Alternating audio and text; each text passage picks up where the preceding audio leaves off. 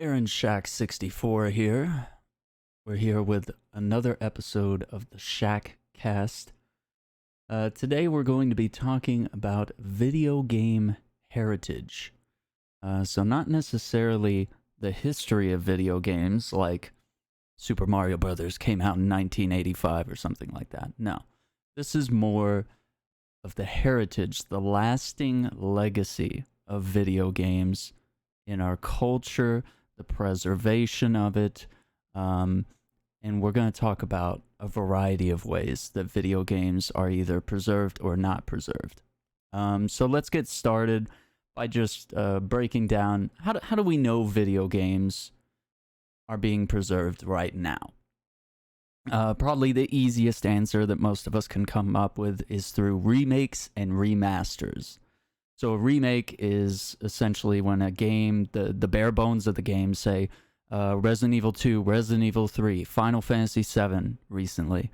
The core structure of the game is taken, the story, the music, elements like that, and they're brought into a new generation, enhanced graphics. It's not simply just upscaling like you would in a remaster, where you're just trying to get that exact game to run on modern hardware. A remake is literally remaking the game from the ground up to work for a modern audience, to be playable in a modern format on modern platforms, whatever that may consist of. And so my best cited examples would probably be the Resident Evil 2 and 3 remakes, and Final Fantasy 7 are very good examples. But just looking at naming out a couple of remakes and remasters to get your thoughts flowing here, we have the BioShock series has been remastered. Uncharted, the Nathan Drake collection, is a good example of PS3 games that were remastered to be able to be played on PS4. The Crash Bandicoot Insane Trilogy is probably more of an example of a remake of taking the core structure of the older Crash Bandicoot games on the PS1 and then having those run on modern hardware, and also, looking like a modern game. So Spyro obviously had a remake. That's another example. The Halo Master Chief Collection, Final Fantasy X, X-2, Age of Empires 1 and 2 have definitive editions. Tomb Raider 2013 had a definitive edition. Tomb Raider Anniversary was actually a game that took the original, the very first Tomb Raider, and I believe it was the 25th anniversary at the time, and they took that and they basically just remade that game, but in sort of the current Tomb Raider engine that they were using. So that's a good example of a remake. The Last of Us, a PS3 game, now runs on PS4. Zelda Ocarina of Time has been remade from its original Nintendo 64 version. It's playable on the 3DS. It's playable in some modern Nintendo consoles since. Metal Gear Solid HD Collection, another example. Silent Hill HD Collection. One thing I will cite about this, we will get into things about source code and the preservation of the original files on the game. But there is an example here where Silent Hill 3, some of the audio files were lost and had to be re-recorded. And so that's a point where you sort of lose the original form of a video game when source files, source code, key audio from back then is lost or damaged. We miss out on the original version. So was it nice that they re-recorded with new actors and stuff like that? Sure. But it doesn't hold up necessarily as the original version, which is key if we're talking preservation. We're talking about, the heritage of a game. All right, so continuing with this list a little bit, the Castlevania games have gone through various, remakes and remasters of sorts. Burnout Paradise, recently coming out on the Switch. It's been remade a couple times. The God of War collection took I believe, like the first 3 or so of the God of War games from the PS2 and made them playable on PS3.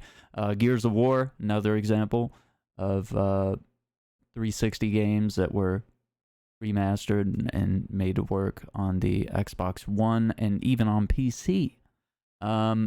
So looking at a couple other games, just to get towards the end of the list, Majora's Mask, Wind Waker, Twilight Princess, any of the games from Quantic Dream, Indigo Prophecy, Heavy Rain, Detroit Become Human, Beyond Two Souls, games like that have been made to run on PC and modern consoles.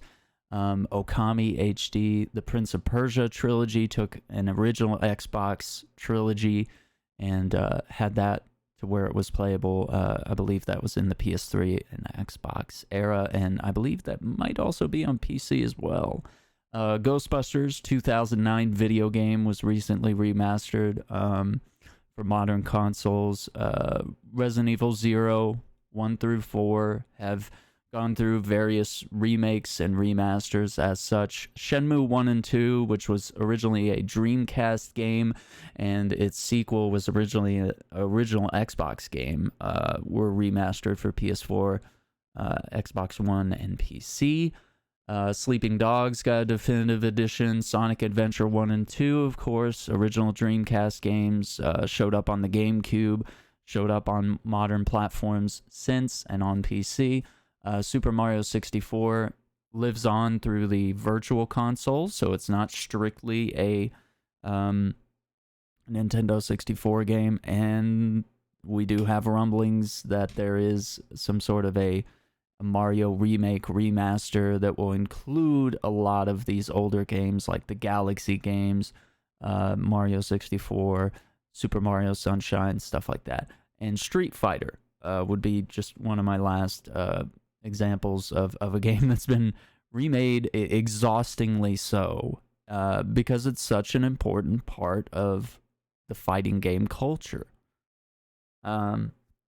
Okay, so that's kind of opened your eyes up. You at least have an idea of what we're talking about.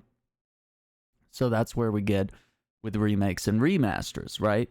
But obviously we can't have every game remade and remastered.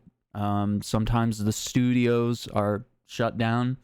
Sometimes the original files are lost. The same people that worked on the game at the time may not be there anymore. You know, life happens. Things move on. And some games are not popular enough.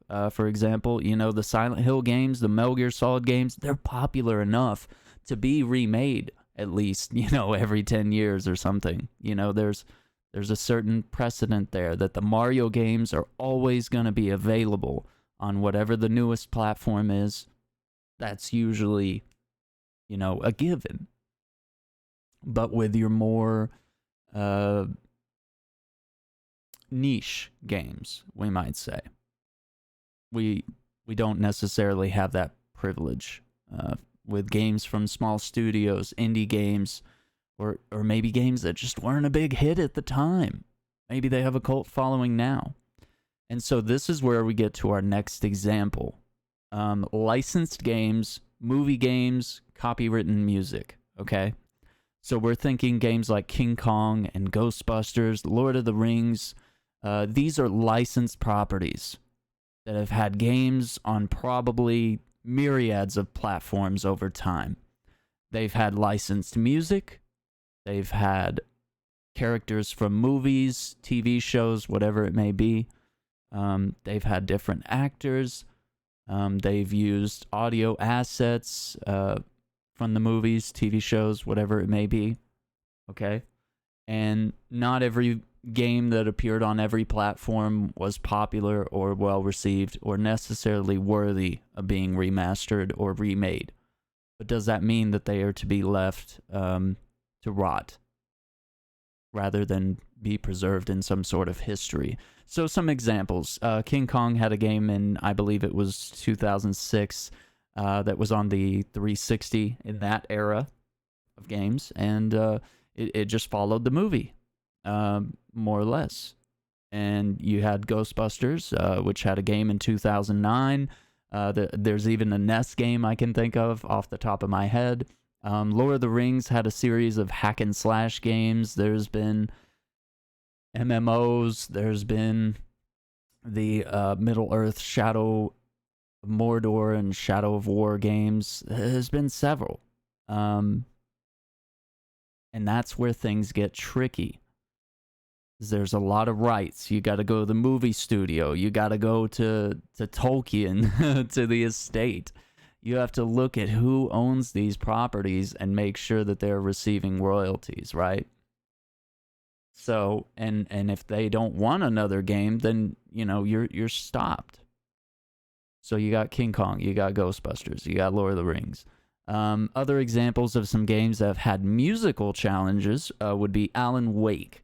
Alan Wake had to be taken off the Windows Store and off the Xbox Store so that they could, it was a certain number of years after the game came out where the music copyrights expired, and they wanted to keep the original music in the game because it was key. It was key to the playthrough. They picked those songs because they fit in the world that they created. And so, yes, they were able to get relicensing for those songs, and then the game was, you know, back on and back for sale. You could still play the game if you had purchased it, but it was taken off the store, so if you didn't have it, there was no way to get it other than a physical copy.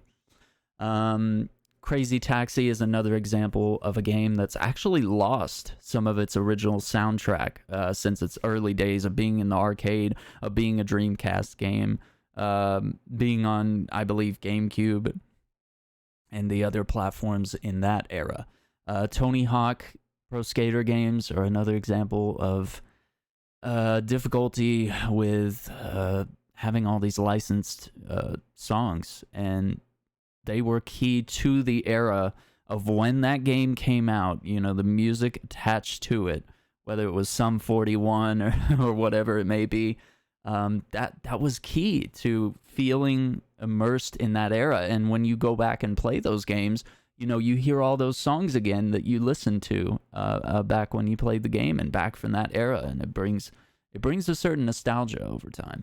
So licensed games, movie games, copywritten music, these are difficulties with just preserving games in general, right? Whether it's through remakes and remasters or not, right? Okay, so now we're getting into the nitty-gritty, the original files, preserving them, the source code.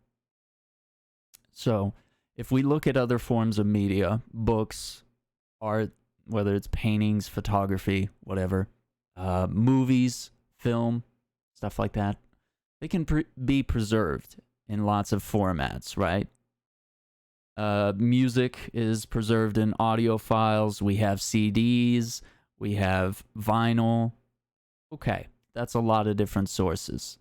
With books, you know, it's written, it's digitized. There's lots of things there, right? Art and photography, obviously, you can have pictures backed up. You can have the originals, you know, stored in airtight chambers, you know, stuff like that.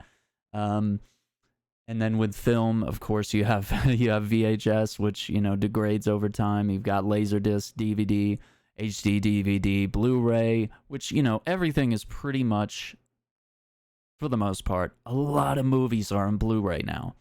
The entire movie filmmaking community has really embraced Blu-ray in a way that you can even look at older films and find them on Blu-ray. That's not to say every movie is available in the new format, but, you know, you can almost find everything. So that's a good example. These are other good examples of how other forms of media are preserved. But video games are tricky. So they require specialized or proprietary computer hardware and software to read and execute the game, right? The software, the game software. So as technology advances, these older game consoles become obsolete. Your Super Nintendo doesn't run the N64 games, for example. The media formats of the early days, whether it's cartridges, floppy disks, CD-ROMs, we don't use them anymore. They don't even run on some of our modern platforms. And some of them degrade over time, right? And then we can't recover that information. That information can be lost. So, video games also rely on other things, right? Operating systems. Certain games only run on games for Windows, Windows 7, Windows 98, Windows 10, whatever it may be, whatever console it may be, and they rely on that. Some games rely solely on network connectivity. I'm looking at Overwatch. Overwatch being something I really want to address. Overwatch is essentially an online-only game. When those servers are gone, you have nothing. You paid $60 for Overwatch, and I'm sure we're going to have a great run with that game before it ever gets shut down. And maybe it never gets shut down. Maybe it continues, and they just keep modernizing it. And maybe it lives forever in a sense like World of Warcraft has been an evolving game over time. But if that game ever shuts down, we have nothing. Without the servers, you can't really do much. So some games solely rely on that, MMOs especially. But a lot of online shooters are in a tricky spot when it comes to preserving them. External servers, of course, kind of falls into the whole network connectivity, but external servers the games are running off of or being used for the online aspects. I mean, once that studio shuts that down, you know, you can't play the original Call of Duty online multiplayer or Splinter Cell's online modes anymore. You know, you're stuck to LAN parties after that, right? So yeah, that's some examples there. So if we look at the 1980s, the source code for a lot of games, with studios closing, going bankrupt, stuff like that, the source code gets lost, it gets destroyed, there's a flood, there's a fire, there's things we can't help in these studios, or where they lose the original source of their game. I would like to think that every game is locked away in a vault and all the source code is protected there, and we always have it just in case, you know, Studio X wants to do a remake. They can say, hey, oh yeah, we got the source code, it's in the Library of Congress or whatever it may be. And then, you know, it's vacuum sealed, it's airtight, there's passwords, you know, things like that. And then, you know, they can redeem that and make it. But how does that work if the studio doesn't exist anymore? Who decides who gets to do that? So we only have, for a lot of older games, we only have the previously sold copies of games in their original format as evidence of their existence. So I have a cartridge for Dick Tracy on the NES. When has that ever been remade? Probably never, I'm going to say.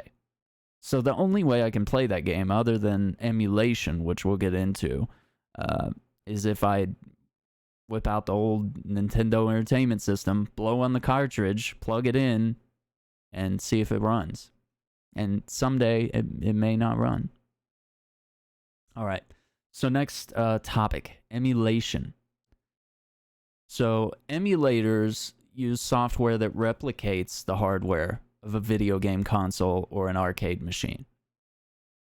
So typically we're using this on newer computer systems, like a computer, or maybe even you can emulate via your phone, or, you know, jailbroken versions of consoles, which I don't want to get into the ethics of that. I think that's shady. So if we think about emulation, they can read the software, such as a ROM image for arcade games, cartridge-based stuff, or games' optical media, disc, an ISO image of that disc, to play the game in full. So emulation is not all shady or legal or, you know, something like that. Nintendo's Virtual Console is actually something I really want to highlight in this issue of Videogame Heritage. It allows games from its earlier consoles and other third parties to be played on its newer ones. So examples were the Wii, the Wii U, the Nintendo 3DS was another example of platforms that use the Virtual Console to essentially emulate its older games, whether it was the first Super Mario Brothers, Super Mario 64, Ocarina of Time, whatever. Sony had originally released the PlayStation 3. This was the 60 gigabyte version, the fat PS3 that launched in like 06 or 05, something like that. And it had backwards compatibility to play PlayStation 1 and PlayStation 2 games. And so now they've pivoted, right? Because obviously that was expensive. There were arguments that gamers were not interested and that only a small portion of the market was doing that, so they did a shift, and the PS3 further on, lost that feature in the newer versions of the console, and obviously the PS4 didn't want to go back to that same route either. But now what they do is they sell backwards compatible games through the PlayStation Now cloud gaming service, and you're able to play those on your PS4. But it's only certain games, and there's fees, and it's like, it's almost like you're renting the game. You're not really owning things anymore. So it gets in a tricky space where, is this really what we want? So Microsoft has a backwards compatibility program through Emulation to allow Xbox 360 titles and even original Xbox titles to be played on the Xbox One, either with the original disc or by downloading and purchasing the game through Xbox Live. Also, Sega and Atari have released emulation-based collections of games on multiple platforms. There's, the SNES Classic, the NES Classic, the Sega Genesis Mini thing. There's been different hardware and software emulations that have been legal since then. In the PC space, emulation of a game engine, operating system, it's available. Players are expected to own copies of the game, use the content files, sure. DOSBox emulates an IBM PC operating system, allowing most games with older computers to run on these modern systems. Okay. There are legalities with emulation, right? That make this a difficult path to preserve video games. The legality of creating an emulator is still in question. There are several case laws in the U.S., specifically, mostly because I'm from the United States, I'm going to speak in that context. Developing emulation is legal as long as no proprietary information or copyrighted code is incorporated. So that's where it gets a little tricky. So is emulation the end game? Should we just be rushing to grab every copy of every game that's ever existed and make sure that it's emulated somewhere? Maybe. I'm going to leave it as a possible solution. I don't think it's the best one, because you do miss out on the original format, you miss out on the original controllers, the hardware. But at the end of the day, we're trying to preserve the legacy of gaming and make sure that if we wanted our kids to play the games that we grew up playing, that those games are available somewhere, right? Okay, so we'll move on. The next form would be migration. So we've talked about this a little bit. That's re-releasing software from one platform to a newer platform. So keeping the gameplay, the narrative, the art assets, that's a remaster. But a remake is literally remaking the game from the ground up. It literally means what it says it means. Remake is a remake. Is how I like to, when people ask, what's the difference between a remaster and a remake? And I'm like, well, remaster is just restoring the fidelity of the original to be played on modern platforms, and a remake is literally starting from scratch and trying to remake the original version of the game. Of course, we've seen where they've made changes to the story. They've changed voice actors. They've changed the way a character looks, all that kind of stuff. All right, so moving on. Abandonware. So if we talk about abandonware, that refers to software that's capable of running on modern computers, consoles, and whatnot. But the developer or the publisher has either disbanded, they don't sell that anymore, the game is no longer available to purchase, no longer operates servers, there's no place where you can legally buy the game, stuff like that. So in this sense, when I think abandonware, I think a lot about CD-ROMs. Because CD-ROMs were just this era of computer gaming, games that ran on DOS and stuff like that. A lot of that you can find as abandonware. So here's where we get. Legally, that software falls under the normal copyright laws. Copyright only disappears over time depending on its term. So even with shuttered companies, the copyright's an asset that becomes owned by the liquidator of a closed company. Then we get into stuff like DMCA.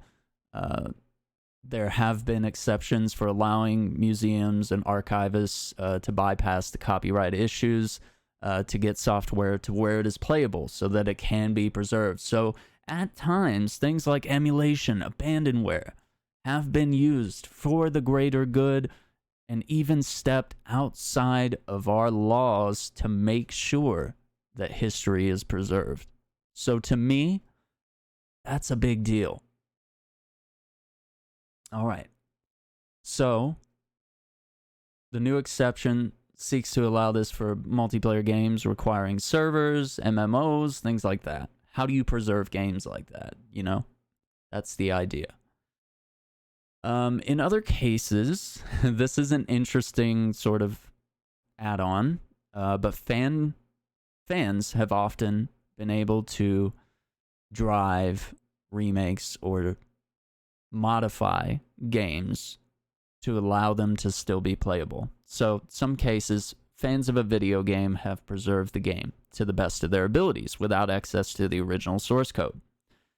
And even though it is questionable, copyright-wise, with fan projects modifying the original game. I mean, this is the reason we have copyright laws, so that people do not go into an original game and go into the source code and then create their own game based on that and then try to sell it. You know, that's unethical, it's illegal, it's wrong, it's not going to stop people, but it's a thing.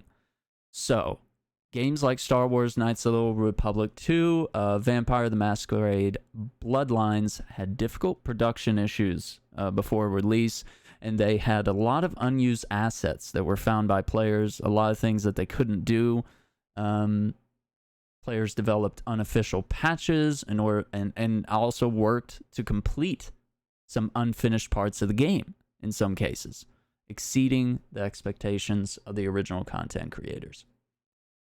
It's interesting. It's not the end game. It's not the preferred route. But at times when you see A Link to the Past or Ocarina of Time gameplay and Unreal Engine, all of a sudden it's 3D with beautiful graphics. Sometimes doing things like that, Nintendo sees it and they go, oh man, we should do a remake of that. You know, so sometimes fan-driven efforts can be good. Sometimes it'll get you a job at a game studio. Other times you'll get hit with a cease and desist. It really depends how things go. So, let's get into another big topic, preservation. There's a lot of places that I found online. For example, the number one I would think is the Library of Congress, right?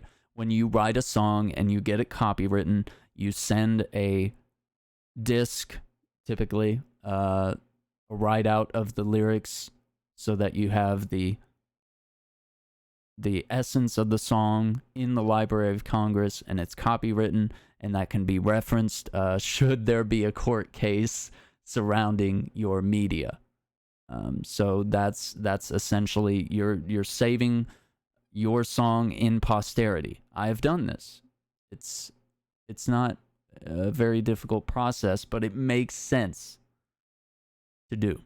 So, Library of Congress, that's where your copywritten song goes. So, it makes sense that games and music, movies, other sources would be stored there, right? So you have lots of other archives throughout the internet, different countries, the Video Game History Foundation, any sort of museums, National Video Game Museum, heritage societies of all sorts. I mean, there's so many that you can just you can probably go browse the internet and look at that. Okay, so here's where we get to another thing. The Adobe Flash standard, which was used by a lot of browser-based video games in the early 2000s. If you grew up playing games on the internet, going to websites and playing stuff like that, you'll be familiar with this. It's scheduled to be fully removed from most web browsers by the end of 2020. So an effort called Flashpoint was established in 2018 to collect as many of the freely available Flash games for possible archival. So, excluding those games offered commercially and require a server to play. So, stuff like that. Re-releases. Companies like GOG.com, Night Dive Studios are recognized for helping to migrate older games to modern systems. Among their efforts to include doing the research to track down legal rights that are associated with the game, including those that have changed hands several times. This is where it gets difficult. The clearance or rights to republish a title.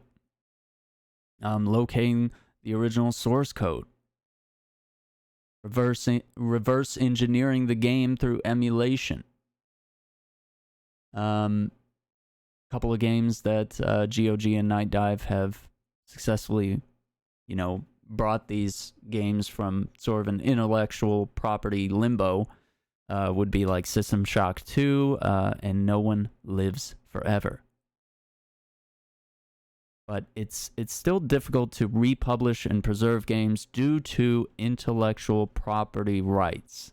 Who holds the rights? That's what it comes down to. All right.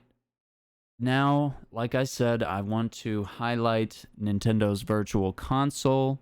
I want to talk about it because I think Microsoft has done an incredible job with backwards compatibility. I think the PS3 at its time was a masterclass in backwards compatibility. It was literally, you could put in PS3 games, PS2, PS1 games. You put them in. They worked for the most part. There might be bugs with certain ones. You would be able to purchase and download some online as well. And you still can. I'm very surprised that the PS3 store is even open. And I purchased a lot of older games that we've been playing on stream recently. So, excuse me. So, highlighting Nintendo's Virtual Console seems key, because I think in some sense it is very much a masterclass in how best to preserve and continue preserving their legacy. So, the Virtual Console consists of titles originally released on past home and handheld consoles, even arcade. These titles run in their original forms through software emulation. And they were able to be purchased on the Wii Shop channel, Nintendo eShop, whether that was on the Wii, it was on the Wii U, even your 3DS was able to access Virtual Console, but from my knowledge, these three sources were not linked. So you bought Super Mario Bros. 3 on the Wii. That's good for you, but when the Wii U comes out, you gotta buy Super Mario Bros. 3 again if you want it on the new hardware. So here's a fault right there. Same with your 3DS. It doesn't matter that if you've bought Super Mario 3 on the NES, you played some remake or remaster on the SNES, great, good for you. You bought it on the Wii, you bought it on the Wii U, you bought it on the 3DS. Good for you, but you gotta buy it again. That comes down to profiteering. It comes down to ethics. It's, to me, it's hard to be too angry about it, but it's because it is business at the end of the day. They know you'll buy Super Mario Bros. 3 every time. But is it the right thing to do? Is it the truly right thing to do is make sure that if people want to buy your game and they want to play it, and we're preserving history to do whatever means we have to do. Right. So this was a legal means of essentially emulating these games on modern platforms. And you paid money. Now, my understanding is that money goes to Nintendo. There's no telling whether that money goes to the original holders of whatever game it may be, and that the original staff is getting any sort of cut from that. So the Virtual Console library consisted of games for the NES, the Game Boy, Game Boy Color, N64, Game Boy Advance, Nintendo DS, Sega Master System, the Genesis, otherwise known as the Mega Drive, the TurboGrafx 16, the Neo Geo, Commodore 64, MSX, Virtual Console Arcade had a lot of video arcade games that were downloadable. And just looking statistics-wise, I mean, some of these games have been downloaded millions upon millions of times. So it's no wonder that generations of gaming, we want to share that. We want that legacy to continue. What I grew up playing the NES, I grew up playing the Commodore 64, I grew up playing Super Nintendo. This is Mario and Zelda every day, every night, all the time. So what do you think the first thing I'm going to want to do when if and when I have kids? I want to share the legacy of gaming history. I want them to have the same appreciation I do. But we can't do it if it's not there. So, continuing on with this, the sale of past games through the Virtual Console is one of Nintendo's reasons for opposing software piracy of old console games. If you know Nintendo, they do not like it when you port Super Mario 64 to PC and allow people to play it, charge money, whatever it is. It's their property. They do what they want with it, for better or worse. You can get into the legality of that, the ethics of that, unofficial emulations, sure. So now let's get to modern stuff. The Nintendo Switch does not use the Virtual Console label for its digital distribution of older games. But they do have the Nintendo Entertainment System and the Super Nintendo Entertainment System apps that are available for download on the Switch itself. And if you have a Nintendo Switch Online membership, you are able to download those via the eShop. You are able to play these classic titles. And it's essentially a monthly or a yearly fee, however you're paying for your Nintendo Switch Online service.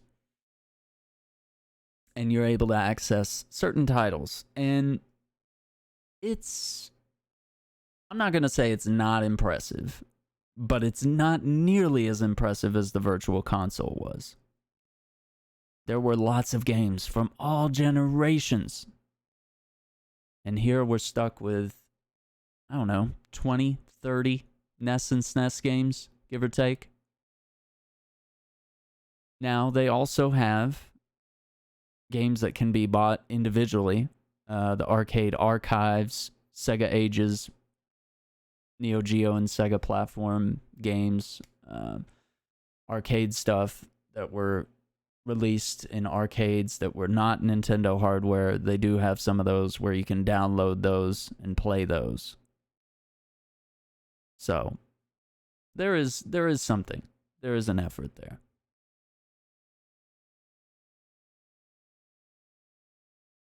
So, having talked about remakes and remasters, licensed games, movie games, copywritten music, preserving the original files, the source code, talking about emulation, migrating games in the sense of remaking and remastering games, talking about abandonware, talking about fan-driven efforts, talking about the numerous museums, societies, foundations, Library of Congress for preserving games, talking about Flashpoint re-releasing the virtual console, backwards compatibility through the PS3, through the Xbox One, talking about all that. Where does that leave us? What do we do? I don't have an answer. I have ideas, but how do you take everything that's ever existed in gaming history and make sure it's preserved? Even if you store all the original copies in a vault somewhere, you still have to adapt that to newer hardware, and newer hardware is always coming out. Now, the PC might be considered the ultimate form of emulation and preservation, because if you can get something running on a PC, it can be updated over time. Now, this doesn't go for games like Duck Hunt, where you have to shoot at the screen, or the Power Glove, where you have to wear a glove on your hand and move around. It gets difficult when there's other hardware required, or certain controllers have to be used. Right?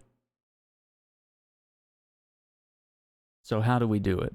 Do we preserve everything into one format that will always run on PC?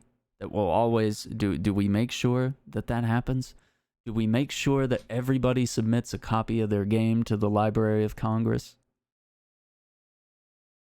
Do we make sure that the source code to a game is stored somewhere universal or in multiple places so it can't be lost or damaged?